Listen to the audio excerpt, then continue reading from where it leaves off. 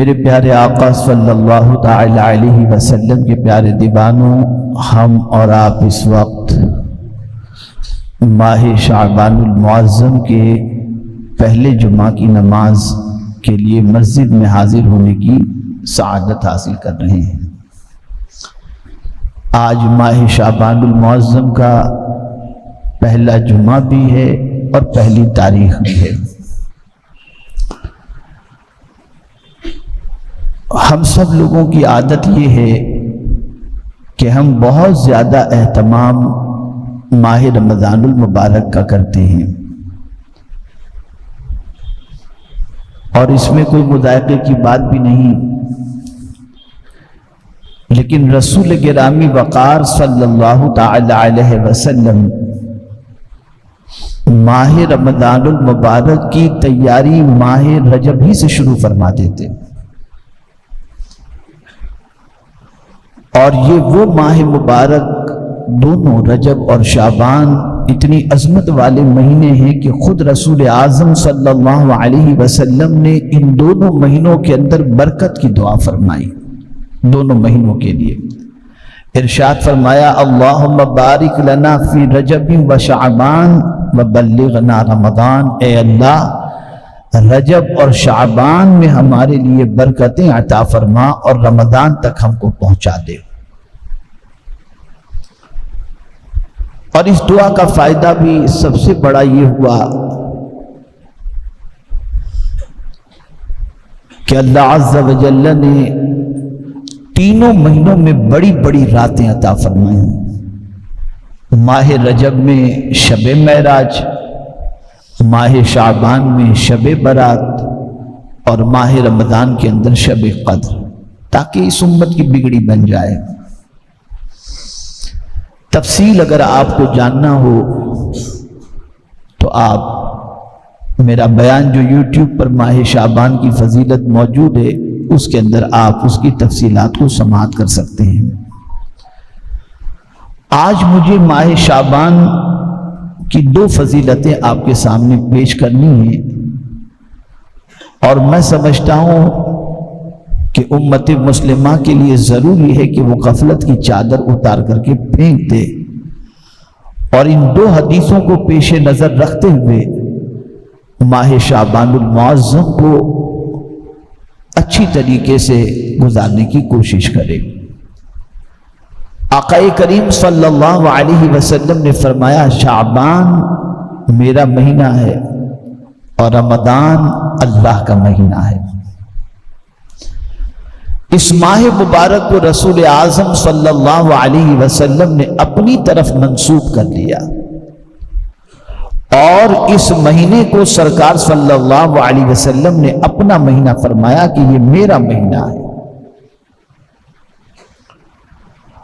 اور پھر حضور صلی اللہ علیہ وسلم نے اس مہینے کی عظمت بیان فرمائی۔ قربان جائیے اس عظمت پر کہ سرکار صلی اللہ علیہ وسلم فرماتے، شہر شعبان المطہر، یعنی شعبان المطہر، شعبان پاک کرنے والا مہینہ ہے۔ یہ مہینہ بندوں کو گناہوں سے پاک کر دیتا ہے۔ خوش نصیب ہیں وہ لوگ جو اس مہینے میں پاکی حاصل کرتے ہیں۔ اب مثال کے طور پر آپ سے کہا جائے یہ صابن کپڑے کو بہت صاف کرتا ہے، تو آپ صابن استعمال کریں گے تو کپڑا صاف ہوگا نا۔ اب آپ استعمال ہی نہ کریں تو کپڑا صاف کہاں سے ہوگا؟ تو یہ مہینہ جو پاک کرنے والا مہینہ ہے، تو کچھ کام ایسا کریں گے تو اللہ پاک کرے گا نا، خالی بیٹھے بیٹھے تو نہیں ہوگا۔ اس لیے اگر کوئی پاک ہونے کی تمنا رکھتا ہے، پاک ہونے کی آرزو رکھتا ہے، تو یہ مہینہ اللہ نے دیا ہی اس لیے ہے تاکہ بندے کو پاک کر دے۔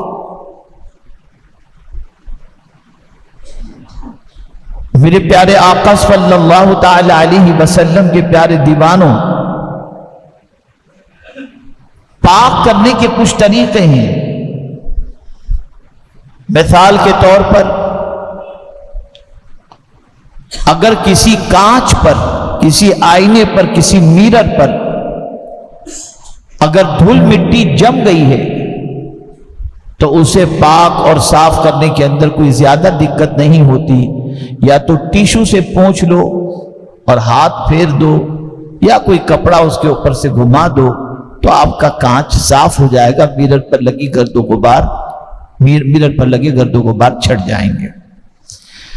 لیکن اگر کپڑا صاف کرنا ہے تو کپڑے کو آپ ایسے ہی کپڑے سے ہاتھ پھیر دیں گے تو کپڑا صاف نہیں ہوگا، بلکہ کپڑے کی صفائی کے لیے یا واشنگ مشین کے اندر آپ پاؤڈر ڈالو، پھر واشنگ مشین میں کپڑا ڈالو، پھر واشنگ مشین اس کو خوب اچھی طریقے سے مسلے اور باہر نکالے، یا پھر آپ کپڑے پر پانی ڈالو، پھر صابن ڈالو، پھر اس کے بعد اس کی صفائی کرو تو جا کر کے کپڑے کی صفائی ہو۔ آپ چاہیں کہ کپڑے کی صفائی جس طریقے سے ہم کرتے ہیں اس کی بجائے میرر کی جیسی صفائی کرتے ہیں اس طریقے سے صاف ہو جائے، تو میرر اور کپڑے میں دونوں میں فرق ہے کہ میرر پر جو گرد و غبار لگتی ہے وہ بالکل اوپر سے لگتی ہے، اس کے اندر نہیں گھستی، لیکن کپڑے کا معاملہ یہ ہے کہ دھول مٹی گرد و غبار یہ ساری چیزیں کپڑے کے اندر گھس جاتی ہیں، تو جب تک کہ اسے پانی اور صابن اور ساری چیزوں کے پروسیجر سے نہیں گزارو گے تمہارے کپڑے صاف نہیں ہو سکیں گے۔ اور تیسری چیز سونا ہے۔ اگر کوئی سونے کو صاف کرنا چاہے، اس کے اندر میل کچیل موجود ہے اور اس میل کچیل کو وہ نکالنا چاہے تو وہ پانی سے نہیں نکلتا۔ اگر یہاں پر کوئی سونے کی صفائی کا کام کرنے والا آدمی موجود ہو تو وہ سمجھتا ہے کہ سونے کی صفائی کے لیے سونے کو آگ میں ڈالا جاتا ہے، تو آگ جتنا بھی سونے کے اندر کچرا اور جو ساری چیزیں ہوتی ہیں اسے مٹا دیتا ہے۔ تو 3 پروسیجر ہوئے صفائی کے۔ ایک تو ہاتھ سے یوں ختم، ہاتھ گھماؤ میرر صاف ہو گیا۔ ایک صفائی کا طریقہ یہ ہے کہ پانی اور پھر اس کے بعد اس کو صابن سے دھو تب جا کر کے وہ صاف ہوگا۔ تیسرا آگ میں ڈال کر صفائی کی جاتی ہے۔ آقا کریم صلی اللہ علیہ وسلم نے فرمایا شعبان پاک کرنے والا مہینہ ہے۔ اب اس میں اگر کوئی بندہ مومن سچے دل سے توبہ کر لے، سچے دل سے اللہ سے معافی مانگ لے، اور مانگنا ہی چاہیے، اس مہینے میں غفلت نہ برتنا۔ ایک اور حدیث شریف میں آپ کو سناؤں گا تو آپ کی سمجھ میں اور اچھی طریقے سے بات آئے گی۔ اس مہینے میں غفلت مت برتنا، اس مہینے کو غفلت میں مت گزارنا۔ آقا کریم صلی اللہ علیہ وسلم ماہ رمضان المبارک کے بعد سب سے زیادہ روزے اگر کسی مہینے کے رکھتے تو وہ ماہ شعبان المعظم کے رکھتے، اور بہت پسند تھا سرکار کو ماہ شعبان المعظم کے روزے رکھنا۔ کیوں پسند تھا میں حدیث میں آپ کو پیش کروں گا۔ تو اس مہینے میں پاک ہو جاؤ، اور اس مہینے میں ایسا ہے کہ ادھر توبہ کی، اور توبہ کے ساتھ چونکہ ہمارا میرر جیسا میل نہیں، ہمارے دل پر میرر کی طرح تھوڑی سی مٹی نہیں لگی کہ صاف کرتے، بلکہ ہمارا دل تو گناہوں کے دھبوں سے اتنا آلودہ ہو چکا ہے، اتنا آلودہ ہو چکا ہے، ہر کوئی بندہ اپنی کیفیت کو خود زیادہ جانتا ہے، تو اس کو تو پانی اور صابن سے بھی صاف کیا جائے تو نہ ہو، اتنا دل ہمارا گندا اور ہمارا وجود گندا ہو چکا ہے۔ لیکن پھر بھی اس کریم کا کرم ہے کہ جیسے ہی کوئی بندہ توبہ کر کے اپنی آنکھوں سے آنسو بہا لیتا ہے، اور گناہ کو یاد کر کے جیسے ہی وہ رو پڑا اور اپنے رب سے اس نے معافی مانگتے مانگتے آنسو بہا دیے اور آنسوں کے قطرات گرنے شروع ہوئے، اللہ اس کے گناہوں کو مٹا دیتا۔ اس لیے اس ماہ مبارک میں رو رو کر اپنے گناہوں سے معافی مانگو۔ میں صرف رسمی طور کی بات نہیں کرتا، اس کو ذہن میں رکھیے گا کہ یوں ہاتھ اٹھایا اللہ معاف فرما دے، اللہ معاف فرما دے، اللہ معاف فرما دے، ایسا نہیں۔ رو، آنسو بہاؤ، اور جب کوئی آنسو بہاتا ہے تو اللہ کی رحمت کو جوش آ جاتا ہے کہ اس بندے کو احساس ہو گیا کہ اس نے میری نافرمانی کی ہے، اس بندے کو احساس ہو گیا کہ اس نے میرے خلاف زندگی گزاری ہے، یہ بندہ اپنے مجرم ہونے کا اقرار کر رہا ہے۔ خدا کی قسم اب تو مسلمانوں کا میں نے حال دیکھا ہے، میں تو کبھی کبھی گھبرا جاتا ہوں کہ یا اللہ اتنا دل مسلمانوں کا سخت ہو گیا کہ آنسو نکلتے ہی نہیں، اور اس کو لوگ بہادری سمجھتے ہیں اور کہتے ہیں یار اپنا دل تو بہت سخت ہے بھائی، اپنوں کو تو دیکھ کر کسی کو کچھ نہیں ہوتا۔ معاذ اللہ، کیا تم سخت دل کو لے کر بیٹھے ہو۔ آقا کریم صلی اللہ علیہ وسلم فرماتے کسی کا بدبخت ہونا اس کی پہلی علامت یہ ہے کہ اس کی آنکھ بہنے سے رک جائے، جس کی آنکھوں سے آنسو نہ نکلیں وہ خود کو ہوشیار نہ سمجھے۔ حضور فرماتے ہیں کہ اس کے شقی ہونے میں اور بدبخت ہونے کے اندر کوئی شک کی گنجائش نہیں ہے۔ اور میں پورے چیلنج کے ساتھ کہتا ہوں، سارے انبیاء روتے رہے، سارے اولیاء روتے رہے، ان کی عبادتوں کے باوجود بھی ان کی آنکھیں تھمنے کو نام نہیں لیتی تھی، وہ آنسو بہاتے ہی رہتے تھے۔ بلکہ فاروق اعظم تو اتنا روتے تھے کہ آنکھ کے قریب باقاعدہ نشان ہو گیا تھا، اتنا روتے تھے۔ اور اس قوم کو پتہ نہیں کیا ہو گیا، آفٹر چینل دیکھتے ہیں، کہہ لگاتے ہیں، خوب موج مستی کرتے، سمجھتے ہیں دنیا کے اندر عیش موج کر کے جی لو، کہاں مرنا ہے دیکھا جائے گا مرنے کے بعد۔ یہ آسان نہیں ہے مرنے کے بعد دیکھنے کا تصور، جب وہ پوچھنے پر آئے گا تو بندے کی حالت خراب ہو جائے گی۔ ڈرو، رو، آنسو بہاؤ، اور قرآن نے رونے کا ہی کہا۔ قرآن کہتا ہے فَلْيَضْحَكُوا قَلِيلًا وَلْيَبْكُوا كَثِيرًا، ہنسو کم اور رو زیادہ۔ یہ قرآن کہہ رہا ہے ہنسو کم اور رو زیادہ، یہاں رونے کا نام و نشان۔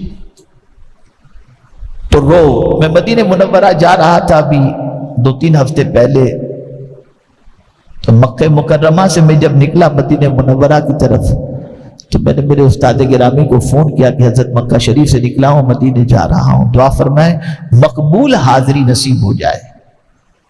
تو انہوں نے مجھ سے فرمایا کہ دیکھو بس کوشش کرنا کہ حضور کے روزے کے سامنے کچھ آنسو نکل جائیں، کچھ آنسو نکل جائیں اور دل سے نکل جائیں، اس لیے کہ مقبول حاضری کی علامت میں سے ایک علامت یہ ہے کہ بارگاہ رسول کے اندر آنسو نکل جائے۔ اور پھر جو آگے فرمایا اسے سنیے، ارشاد فرماتے حضور کسی کا آنسو دیکھ ہی نہیں سکتے، دیکھ ہی نہیں سکتے، ادھر آنسو نکلے اور ادھر پروردگار کے پیارے حبیب صلی اللہ علیہ وسلم کی رحمت کو جوش آ گیا۔ تو جب سرکار آنسو نہیں دیکھ سکتے تو مولا کیسے آنسو دیکھ سکتے؟ یہ رونا ہی نہیں۔ اس ماہ مبارک میں رو رو کے اپنے کو پاک کرو، یہ پاک کرنے والا مہینہ ہے، یہ پاک کرنے والا۔ اور ایک اور حدیث مبارکہ آپ کو سنا دوں، شاید کہ یہ حدیث مبارکہ آپ کے دل و دماغ کو اور معطر کر سکے اور آپ کی زندگی میں کوئی انقلاب لا سکے۔ یہ نسائی شریف کی حدیث ہے، حضرت اسامہ ابن زید رضی اللہ تعالیٰ عنہما سے مروی ہے۔ کہا کہ میں نے عرض کیا یا رسول اللہ صلی اللہ علیہ وسلم، حضور کو شعبان میں سب مہینوں سے زیادہ روزے رکھتے دیکھتا ہوں۔ حضرت اسامہ ابن زید نے حضور سے عرض کیا کہ سرکار میں آپ کو دیکھتا ہوں کہ شعبان میں بہت زیادہ آپ روزے رکھتے ہیں۔ کس سے پوچھا؟ جواب دیجیے آپ، بولیے، زور سے بولیے، حضور صلی اللہ علیہ وسلم سے۔ یہ اس لیے کہ یہ بھی یاد کرانے کا اور سکھانے کا ایک طریقہ ہے کہ پوچھو آدمی جواب دے گا تو بات یاد رہے گی۔ کس سے حضرت اسامہ ابن زید نے پوچھا؟ حضور صلی اللہ علیہ وسلم سے۔ اور کیا پوچھا کہ سرکار میں آپ کو شعبان میں سب مہینوں سے زیادہ روزے رکھتے دیکھتا ہوں۔ تو اب آقا نے کیا فرمایا، غور سے سنو۔ ارشاد فرماتے ہیں یہ ایک ایسا مہینہ ہے کہ لوگ اس سے غافل ہیں۔ یہ حضور فرماتے ہیں یہ ایسا مہینہ ہے کہ لوگ اس سے غافل ہیں، جو رجب اور رمضان کے درمیان ہے، یعنی شعبان المعظم۔ اور ایسا مہینہ ہے کہ اس میں اعمال رب العالمین کی بارگاہ میں پیش ہوتے ہیں۔ اس مہینے میں بندوں کے اعمال اللہ کی بارگاہ میں پیش ہوتے ہیں۔ اب سرکار فرماتے ہیں جو سید المعصومین ہیں، ارشاد فرماتے کہ مجھے پسند ہے کہ میرا عمل اس حال میں پیش ہو کہ میں روزے سے رہوں۔ یعنی اب آپ اندازہ لگائیے، آقا کریم صلی اللہ علیہ وسلم فرماتے ہیں کہ یہ اللہ کی بارگاہ میں اعمال کے پیش ہونے کا مہینہ ہے، تو سرکار فرماتے ہیں میں چاہتا ہوں کہ میرے اعمال جب پیش کیے جائیں تو میں روزے کی حالت میں رہوں، پتہ چلا یہ مہینہ کتنا عظیم مہینہ ہے۔ اب یہاں پر ہمارا حال یہ ہے کہ ہم جو ہے اس ماہ مبارک کو وہی کھیل کود، کھانے پینے، لغو و لعب، غفلت کے اندر گزار دیتے ہیں۔ کوئی احساس نہیں، نہ اعمال کے پہنچنے کا احساس، نہ دفتر کے کھلنے کا احساس۔ میری ایک کلپ آپ سنیں گے جس میں حضرت عبداللہ ابن مسعود اور حضرت عمر ابن خطاب رضی اللہ تعالی عنہما یہ دونوں ماہ شعبان المعظم کی 15ویں شب کیا دعا کیا کرتے تھے۔ یہ دونوں کون ہیں؟ اللہ اکبر۔ حضرت عبداللہ ابن مسعود وہ ہیں جن سے حضور قرآن سنتے تھے، اور حضرت عمر ابن خطاب وہ ہیں جن کو سرکار صلی اللہ علیہ وسلم نے جن کے بارے میں فرمایا کہ میرے بعد اگر کوئی نبی ہونا ممکن ہوتا تو وہ عمر ابن خطاب ہوتے۔ یہ لوگ ماہ شعبان کی 15ویں شب کس طرح سے دعا کرتے تھے؟ بالکل ہمیں نہ بڑی رات کی فکر ہے نہ بڑے دن کی فکر ہے۔ جمعہ ہے نا، بڑا دن ہے آج کا، قیامت بھی جمعہ کے دن قائم ہوگی۔ ذرا دیکھیے 2 رکعت کے سلام پھیرتے بھاگم بھاگ جلدی سے نکلے جلدی مسجد سے اور بس ٹینشن فری ہو جائے۔ الیاذ باللہ، کوئی شوق نہیں، کوئی عبادت کا ذوق نہیں، سمجھتے جانا ہی نہیں ہے اس دنیا سے۔ جائیں گے تو جتنا مال جمع کیا ہے سب لے کے، کچھ لے کے نہیں جاؤ گے، سب دھرا کا دھرا رہ جائے گا۔ جتنی نیکیاں ہوں گی اللہ نے وہ قبول کر لی تو وہ ساتھ جائیں گی۔ تو عرض کرنے کا منشا یہ ہے، یہ پاک کرنے کا مہینہ، اس میں پاک ہو جاؤ۔ ہم سب کوشش کریں کہ اس ماہ مبارک میں گناہوں سے پاک ہو جائیں، اللہ کی بارگاہ میں خوب توبہ استغفار کریں۔ حضور کثرت سے روزے رکھتے، اگر آپ سے بھی ہو سکے تو زیادہ سے زیادہ روزے رکھیں، ورنہ 3 روزے تو کثرت کے اندر شمار کر لیے جاتے ہیں۔ کثرت کا اطلاق 3 پر بھی ہوتا ہے، تو اگر آپ نے 13، 14، 15 شعبان کے بھی روزے رکھ لیے تو یہ کثرت کے اندر شمار ہو جائے گا۔ لیکن بہتر ہے کہ زیادہ سے زیادہ روزے رکھیں کہ رسول اعظم صلی اللہ علیہ وسلم اس سے راضی ہوتے ہیں۔ اور میرے پیارے آقا صلی اللہ علیہ وسلم کے پیارے دیوانوں، گناہ کو یاد کر کے رو، معافی مانگو، اللہ کی رحمت کو جوش میں لاؤ۔ اللہ عز و جل آقا کریم صلی اللہ علیہ وسلم کے صدق و طفیل مجھے، آپ کو، سب کو اس ماہ مبارک کو غفلت میں گزارنے سے بچنے کی توفیق عطا فرمائے اور عبادت و ریاضت میں گزارنے کی توفیق عطا فرمائے۔